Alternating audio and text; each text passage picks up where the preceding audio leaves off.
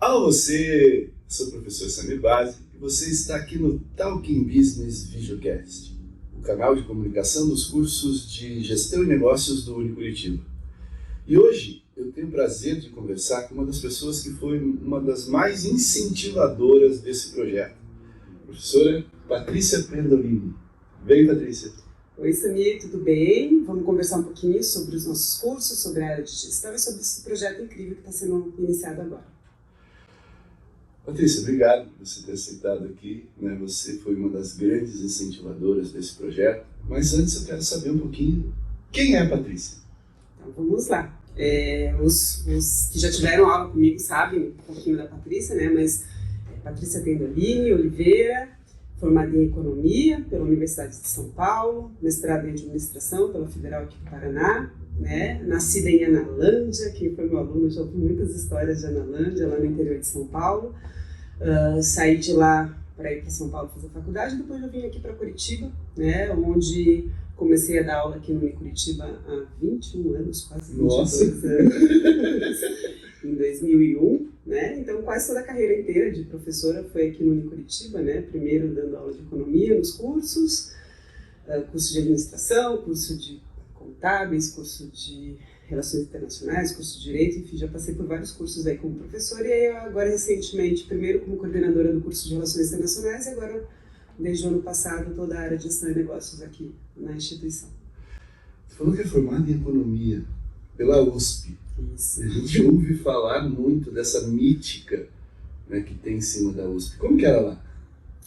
Assim, quando eu falo da USP, né, acho que tem duas coisas. Primeiro que faz muito tempo isso, né?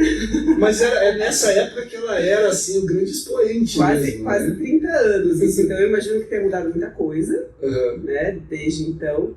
Mas acho que tem uma coisa da qualidade, óbvio, a USP continua sendo, sempre será a USP, já era na época, né? Mas tem muita coisa do professor, e isso eu falo muito para os meus alunos, né? A gente tinha professores sensacionais. Teve aula do Janete? Tive aula do Janete. Foi meu paraninfo. O Janete foi o nosso paraninfo na colação. Mas tinha professor que não dava aula, tinha professor que faltava, tinha um professor que ficava falando da coleção de orquídeas que ele tinha, enfim. Então, assim, lá também, apesar de ser a USP, também tinha, né, um pouco de tudo, mas professores, o Janete, o João Sayad, que faleceu recentemente, que foi ministro de Estado, enfim, né. Então, eu tive aulas sensacionais. E é uma coisa que eu sempre falo, né, o que me arrependo da época da USP, de não ter aproveitado mais tudo. Esse é um conselho já no início ali da nossa conversa. Acho que a gente tem que, quando a gente está na faculdade, né, a gente ainda é quase adulto, né? A maioria de vocês é quase adulto, está entrando no mundo adulto. Eu acho que a faculdade é um ritual de passagem, né? Você estava lá no ensino médio e o pai e a mãe cuidavam de tudo para você e daqui para frente você vai começar a cuidar de tudo, né? E a faculdade é um momento que dá para aproveitar os professores, aproveitar as aulas, aproveitar as extensões, as iniciações científicas, aproveitar o bar, aproveitar os colegas. Acho que é um momento de ritual, né, de passagem aí que aproveitem, né, aproveitem os projetos que são oferecidos, aproveitem as aulas, né, brigue contra o sono, né, e aproveite o que o professor está proporcionando. Acho que isso é isso que eu olho para os meus 4 anos de USP e falo, poxa, como eu queria voltar no tempo e aproveitar mais, sabe? Você falou um pouquinho de Analândia. O que é Analândia? Eu não conheço Analândia. Eu ouvi falar por você. Samir, Analândia assim, é uma cidadezinha pequenininha, né, no interior de São Paulo, perto de São Carlos, que é uma cidade maior, que tem Federal lá, tem USP lá também, perto de Pirassununga, né, famosa pela 51. E é uma cidadezinha que hoje tem 5 mil habitantes, muito pequenininha, né, e que hoje meu pai mora lá ainda, tem alguns parentes que moram lá, enfim, então vira e mexe eu tô indo para lá, para Analândia, mas é uma cidade que eu uso muito de exemplo nas minhas aulas também, que tem a economia muito focada em cana-de-açúcar, muito agrícola ainda, cana-de-açúcar, interior de São Paulo. Aquela região ali é forte nisso. E um pouco de comércio também, assim, e tem uma parte de turismo bem legal, né, procure Analândia nos sites aí, que tem uma parte de turismo ecológico que é bem legal, tem morro, tem cachoeira, enfim, tem uma parte de turismo bem bacana.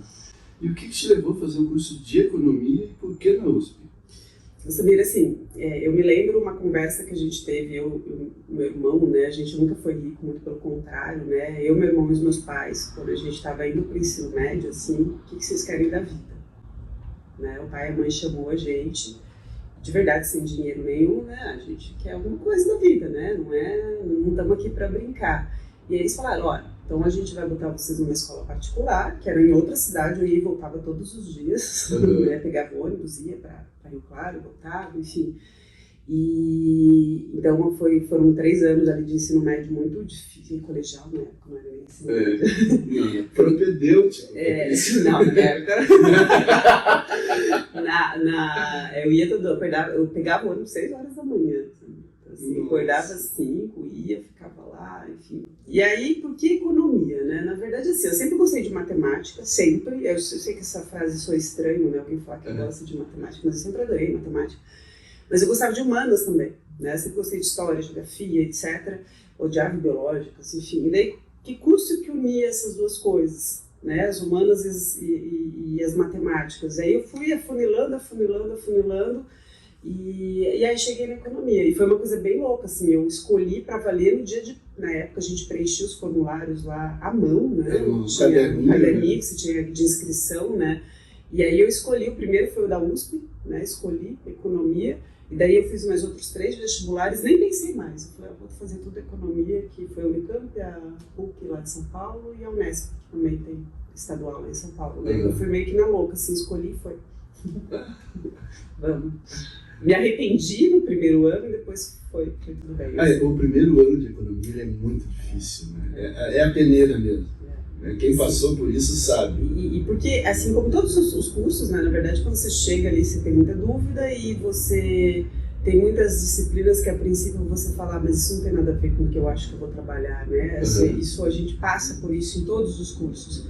E eu passei por isso, puxa, no que eu vou usar esse negócio, enfim. E usei. Né? E se não usei, não tem problema, faz parte da formação. Então eu tive uma crise, assim, Mas lá em casa não tinha muita negociação, não. Escolheu, tá escolhido, não tinha muito como voltar atrás, ainda bem, né? E aí fiz no segundo ano ali, final para o terceiro, daí quando eu arranjei estágio, daí foi onde você começa a trabalhar e começa a ver, puxa, não, serve para muita coisa. Então a hora que eu comecei a fazer o estágio, não era bem na área, mas daí quando você começa a virar adulto, né, daí você fala, não, é isso mesmo, gosto, enfim. Não, daí tem alguns malucos que fazem economia como eu e vão fazer uma pós em econometria. Não, então, essa era a pedra no meu sapato. Eu tenho uma história engraçada sobre a econometria, não era obrigatório na época, né? Hoje é mais que obrigatório, enfim. Mas tinha lá, quem já teve aula comigo já escutou essa conversa. Estatística 1 e 2, estatística econômica 1 e 2, que é pré-econometria, e a econometria na época ela era optativa. E eu fiz de ódio, de raiva. Eu não quero fazer esse negócio, mas eu vou fazer. Assim, era um desafio pessoal para mim fazer econometria, que eu não gostava, era, nossa, as minhas piores notas da faculdade eram nessa linha de estatística e que chegava lá em econometria, mas eu fiz assim, como desafio pessoal, eu não gosto, eu vou mal, então eu vou aprender mais um pouquinho sobre esse negócio. Eu fui fazer a pós em econometria, né? Eu fiz a economia primeiro em Campo Mourão, daí a minha pós-graduação eu fiz na UEM, na Universidade Estadual de Maringá, então eu ia todo final de semana para Maringá, 80 quilômetros, para fazer uma pós em econometria. Parabéns. Essa era a minha pedra no sapato. Todo o resto eu ia bem. Cálculo, eu amava cálculo. A parte de estatística, nossa, para mim foi a pedra no sapato da faculdade. Quem te conhece sabe que você é simplesmente apaixonada por relações internacionais. Como que surgiu isso na tua vida, relações internacionais? Na verdade, assim, essa história é bem curiosa, né? Quando eu entrei aqui no Unicuritiba, eu entrei para dar aula no curso de administração. Né? Eu era professora do curso de administração, das disciplinas de economia, enfim. E aí, em um determinado momento, lá atrás, isso, anos 2000 ainda, né? Me convidaram para dar aula em relações internacionais. Né? E aí eu comecei a dar aula nos 2 cursos, né? E aí comecei a me envolver com o curso, né? Enfim, eu comecei a dar aula no direito também, muita aula, né? Tinha quase 40 horas de sala de aula. E aí você começa a conhecer um curso, e eu falava isso na época, né? Quando me aposentava, fazer o curso de Relações Internacionais. E daí você começa a conhecer o curso e, na verdade, as pessoas do curso, professores, alunos, e aí você começa a se apaixonar, né? Quando daí veio o convite em 2016 para assumir a coordenação do curso de RI. Eu demorei um mês para responder. Não, um mês é exagero, mas eu pensei muito sobre essa decisão de uma coordenação, que é um negócio diferente de ser professor, né? Muita decisão, enfim. E a partir de então, daí sim, um envolvimento direto, né? De entender o curso, o que é esse curso, quem é esse aluno, né? E hoje eu penso isso em todos os cursos da área, né? O que é esse aluno, o que ele quer, qual o perfil que a gente quer dele, o que ele espera que a gente proporcione para ele, né? Então isso começou lá em RI, em 2016. É um curso diferente dos outros da área de gestão, né? Ele é o mais diferente de todos. Então, a partir desse aprendizado aí, né? Vai ter um aluno de RI, pensando neles agora, né? Que ele vai querer trabalhar com comércio exterior ou numa empresa multinacional e fica rico, e tem um aluno de RI que quer trabalhar com questões sociais, de direitos humanos, enfim. Você tem que proporcionar um ensino de qualidade para todos esses grupos, né? Então você não pode focar só nisso ou só naquilo, você tem que entender, a gente como escola, né, como faculdade, e a gente como coordenação, que você tem públicos muito distintos e que você tem que proporcionar uma formação para todos eles, afinal de contas todos eles serão internacionalistas, né? Então acho que é isso que a gente tem que entender dos cursos, assim como tem de administração, a mesma coisa, cada um dos cursos, né, ele vai ter públicos que esperam, entre aspas, coisas diferentes, então você tem que formar genericamente, mas pensando que você tem que atender cada um desses públicos, né? E você acha que tem mercado de trabalho para um internacionalista hoje? Tem muito mais do que eles imaginam. Tem muito mais do que o mercado imagina, na verdade. Uma coisa que eu já venho falando muito com eles, né? E acho que a maioria já entendeu. Às vezes a empresa não coloca vaga para internacionalista. Seja vaga de estágio, seja vaga de emprego mesmo, coloca lá administração, às vezes coloca até comércio exterior e não coloca internacionalista. Aí eu falo, vocês vão lá e se candidatam.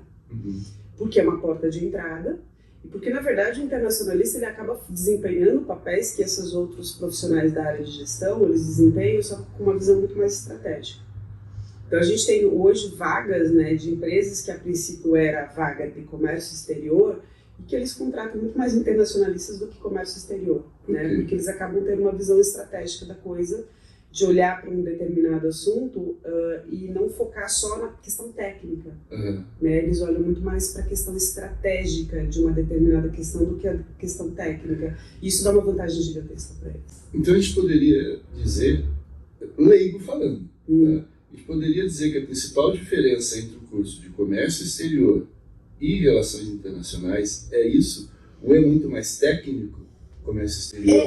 Na verdade, assim, eu diria que o comércio exterior é como se fosse uma administração com uma especialização, né? Então eles têm uma formação muito mais business, o curso de comércio exterior, inclusive o nosso aqui. Quando você vai para a RI, ele é um curso muito mais político. Então, se eu vou exportar para um país do Oriente Médio, o comércio exterior ele vai olhar para a exportação, vai olhar aspectos técnicos. O internacionalista ele vai olhar a questão geopolítica envolvida, a questão política envolvida, a questão, enfim, né? Ele vai olhar, vai ter uma visão um pouco mais ampla em relação a isso, com essa pegada inclusive política, geopolítica, né? Que o profissional de outra área ele não teria tanto. É interessante que hoje o mundo está pipocando assuntos sobre isso. Ontem eu vi uma reportagem, não tem nada a ver, era das camisas das seleções que vão para a Copa do Mundo. E tem uma seleção que vai fazer um protesto no Catar com a camisa deles. Eu não lembro qual que é a seleção, mas o uniforme principal deles vai ser todo vermelho, inclusive a logo, e o segundo todo branco, em protestos contra o Catar, contra o sistema de trabalho, tudo, um monte de coisa. Isso sem falar na guerra ainda que está lá, e muitas outras questões que estão pipocando aí pelo mundo, né? E aí que entra o diferencial do internacionalista, né? De você entender a situação do país, entender a questão política do porquê que na França eles não vão transmitir os jogos em espaços abertos, né? Acho que eu vi isso em algum lugar. Na França eles não vão em protesto ao Catar, não sei se é França, acho que é. Eles não vão fazer como aqui no Brasil, fazer aqueles telões, etc. Eles não vão fazer isso em protesto à Copa ser no Catar. E aí o internacionalista ele tem essa compreensão, né, da história do país, da questão dos direitos humanos do país, percebe? Esse é o diferencial. E aí, você falou dessa história de futebol, a gente, por exemplo, tem, ao longo da nossa história, muitos TCCs, né, monografia, sobre futebol e relações internacionais. Então, assim, até nisso eles acabam desenvolvendo estudos, porque esse tipo de coisa vai ser trazida, né, nas discussões, enfim. Patrícia, você sabe que eu gosto muito de você, mas você tem um problema? Você é palmeirense? Desculpa. E amanhã eu vou torcer para o Atlético. Não, Flamengo amanhã. Mas é engraçado que a gente consegue perceber que não só o curso de RI, né? Você falou que às vezes o pessoal deixa meio de lado, né, nas vagas, né, o RI. Mas a gente percebe que na área de business é muito generalista mesmo. Né? Eu acho que as empresas cada vez mais elas entram na lógica do que ainda tem isso hoje, né? Mas antigamente era mais a coisa do trainee. Né? As empresas maiores elas deixam as vagas meio abertas mesmo, né? As empresas menores não, eu quero um estagiário para tal coisa, né? Mas as empresas maiores elas querem mesmo um profissional para ajudar a formar, né? E aí é onde o profissional de RI ele vai deitar e rolar. Né? Hoje, quando você vê essas grandes empresas abrindo vagas para estágio, eles nem colocam uma área que é, né? Meio que na vibe de como é e era, os trainees, né? Você deixa lá e daí você vai encaixando. Os alunos trazem esse depoimento. Professor, eu entrei para trabalhar numa área bem específica lá de Comex, hoje já fui para outra área, hoje sim eu trabalho com RI, então isso é muito legal, né? Da gente sentir esse depoimento também. Olha, a gente tem uma vantagem nossa nos cursos de business, que a gente consegue fazer essa transição muito fácil entre várias áreas, né? Sim. Os cursos, de uma maneira geral, né, eles têm uma formação, entre aspas, genérica nesse sentido, e aí, puxa, fui para a área de logística, faz uma pós, né, na área e se aprofunda, enfim, embora, assim, acho que os cursos que a gente oferece hoje, eles permitem, né, não precisaria da pós, mas hoje aquilo, né? A gente sempre ouviu, antigamente o inglês era um diferencial, hoje não é mais, né? Hoje precisa de uma outra coisa, né? Então as pós aí, fazer um MBA, alguma coisa assim, contribui também para isso, né? Puxa, eu fiz uma formação lá ou em RI, ou em administração, enfim. E aí eu comecei a trabalhar nisso, puxa, vai lá e faz uma pós, né? Cria esse diferencial, né? Tá, nós estamos aqui no Talking Business Videocast, que faz parte de um pacote, né? Vamos dizer assim, de comunicação dos cursos de gestão e negócios aqui do Unicuritiba. Como que surgiu essa ideia de criar esse projeto, né? E qual que é a sua expectativa enquanto coordenadora da área em relação a esse projeto? Eu, assim, Samir, hoje a gente sabe que o nosso aluno tem muito esse perfil de coisa rápida, coisa visual, né? E quer receber a notícia, quer saber, e quer escutar, e quer ver, né? Eu sempre falo, os nossos alunos gostam muito de se ver e de nos ver, né? Eles gostam de ver o professor falando, eles gostam de se ver às vezes, por isso que eu falei, puxa, daqui a pouco começar a trazer os egressos, né? Enfim, e aí a ideia nasce justamente disso. Puxa, a gente já tem lá o Instagram de Relações Internacionais, tem o blog, e eles vão super bacana, né? Eles vão bem. Então, de repente, se a gente começasse a trazer isso para a área de gestão, para a gente fomentar, né, a gente se conhecer. Acho que a ideia do projeto é, puxa vida, está acontecendo uma palestra e eu nem fiquei sabendo direito, veio através de um grupo de WhatsApp, ou aconteceu e como é que foi, enfim, e quem é esse professor, quem é esse egresso que saiu daqui. Eu acho que a gente trazer isso, né, para uma linguagem que é a linguagem que eles entendem, né, eu acho que é muito bacana. Então, eu acho que esse projeto começa agora, mas, né, que tenha vida longa, a gente possa chegar aos nossos alunos e a comunidade externa também, né, para a comunidade externa saber o que acontece aqui dentro, enfim, e atrair, né, e chegar a informação para os nossos alunos e para quem está de fora também. E aguardem aí que vem novidades nas próximas semanas. Nós não vamos ficar única e exclusivamente aqui no Videocast, não. Tem muita coisa nova para vir por aí, tá no forno, está quase saindo, né, e qualquer dia eu vou apresentar para vocês toda a equipe que está fazendo parte aqui do Talking Business, né, que é uma equipe grande, cada um com suas responsabilidades específicas, e o nosso objetivo é criar realmente um hub de comunicação dentro dos cursos de gestão e negócios. Sim, eu já sei que tem umas divisões ali, cada um cuida de uma coisa, né? Isso aí. Patrícia, conversa. Sim. Rápida. Sim. Esse é o nosso objetivo, não fazer algo assim tão demorado, mas para a gente trocar ideias, bater um papo. Né? Então, se você quiser deixar uma última mensagem para os nossos alunos. Eu acho que, assim, primeiro parabenizar o professor Samir pelo projeto, né? Eu acho que, como eu falei, o comecinho, eu acho que a gente tem tudo a continuar os semestres que vem, enfim, com esse projeto.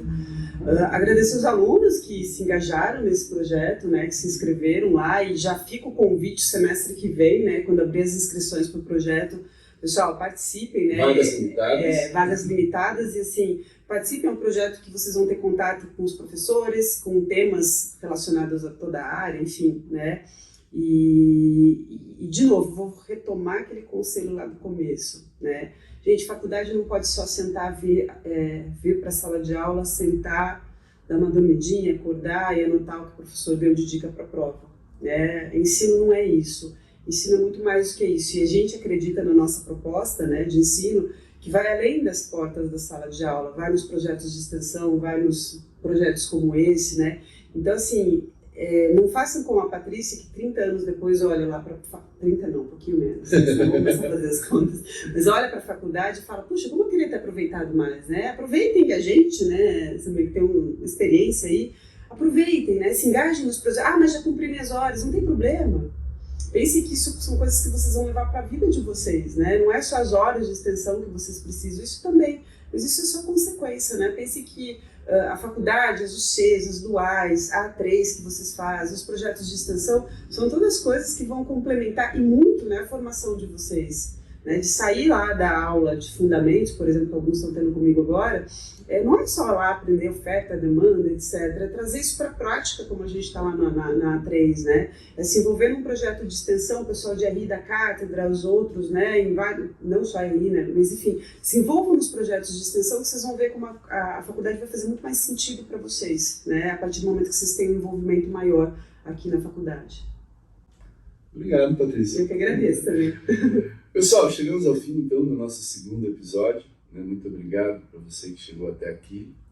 E se você não é inscrito ainda no nosso canal, se inscreva. Aqueles recados paroquiais do YouTube que a gente sempre tem que dar, né? Se inscreva, acione o sininho para receber as notificações dos nossos vídeos. Tem muita coisa nova para vir por aí ainda.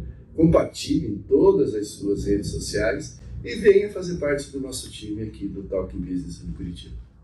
Até mais. Tchau, tchau.